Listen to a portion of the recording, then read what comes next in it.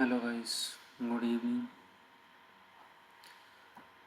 कैसे हैं आप सब लोग? जैसे कि आप देख पा रहे हैं, आज हम प्रैक्टिस करने वाले हैं प्रेजेंट इंडेफिनिट इंट्रोगेटिव सेंटेंसेस के रूल्स, स्ट्रक्चर और 30 एग्जांपल्स के साथ, जो कि हिंदी टू इंग्लिश में होंगे, ताकि आपको चीज़ें क्लियर हो जाए।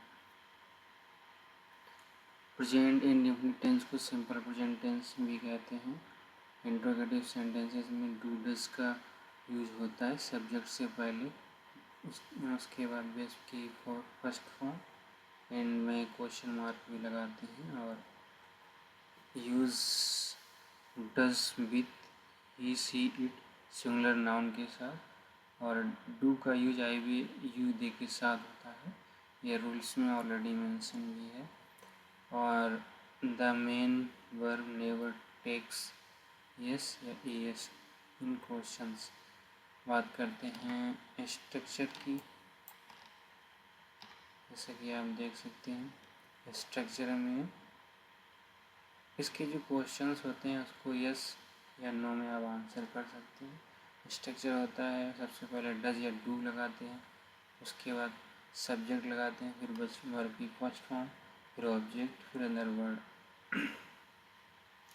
अगर बात करते हैं डबल एच फैमिली क्वेश्चंस की, तो सबसे पहले डबल एच फैमिली के वर्ड का यूज किया जाता है, फिर डू या डज का, फिर सब्जेक्ट का, फिर वर्ब की first form, object and other word, और इसमें भी क्वेश्चन मार्क लगता है। की रूल्स, इसमें यस या ई एस मेन वर्ब में नहीं आता है, ठीक है, even with third form singular person.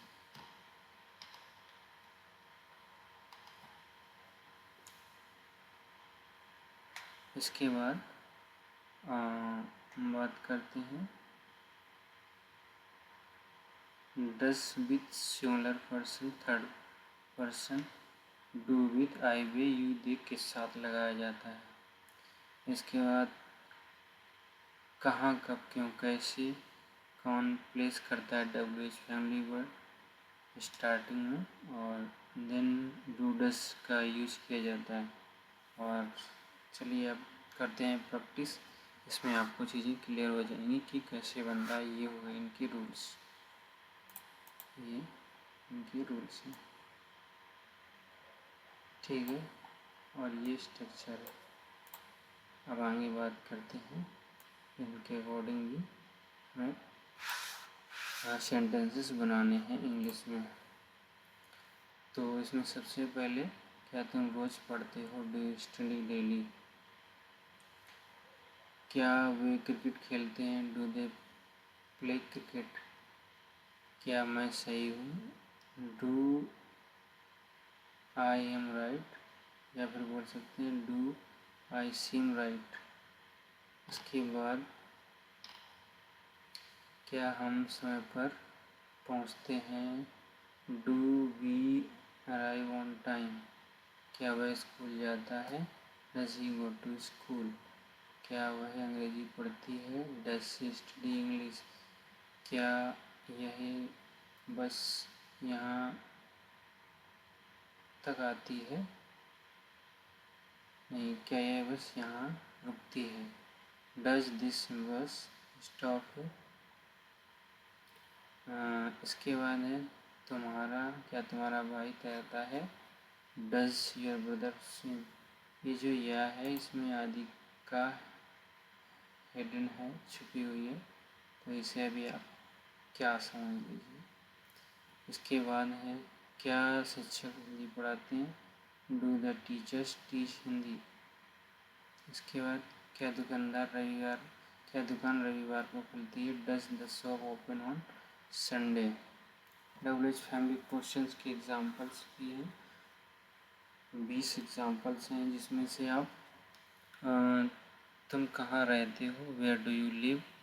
इसके अलावा तुम कहाँ जाते हो? Where do you?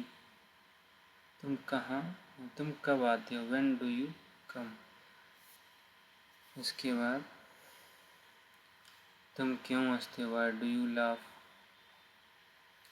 तुम कैसे पढ़ते हो, हाउ डू यू स्टडी, तुम क्या खाते हो, व्हाट डू यू ईट। ये वे कहाँ खेलते हैं, वेयर डू दे प्ले, यहाँ तक। फिर उसके बाद है हम कब मिलते हैं, व्हेन डू वी मीट।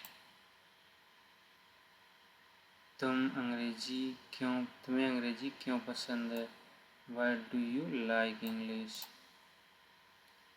तुम कितनी किताबें पढ़ते हो, how many books do you study. ठीक है, यहाँ तक है। तुम कितनी बार अभ्यास करते हो, how many oftens do you study. Ram कहाँ जाता है, वेयर डज राम गो। वह कब सोती है, व्हेन डज शी स्लीप। वह क्यों देर से आता है, why does he come late. यह ट्रेन कब पहुंचती है, when does this train arrive. यह मशीन कैसे चलती है, how does this machine work. तुम किसे जानते हो, whom डू यू नो। ठीक है।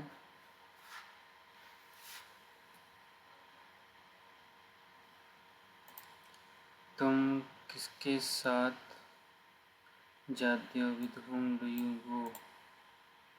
तुम कौन सा विषय पढ़ते हो, which subject do you study. तुम्हें क्या चाहिए, व्हाट डू यू नीड।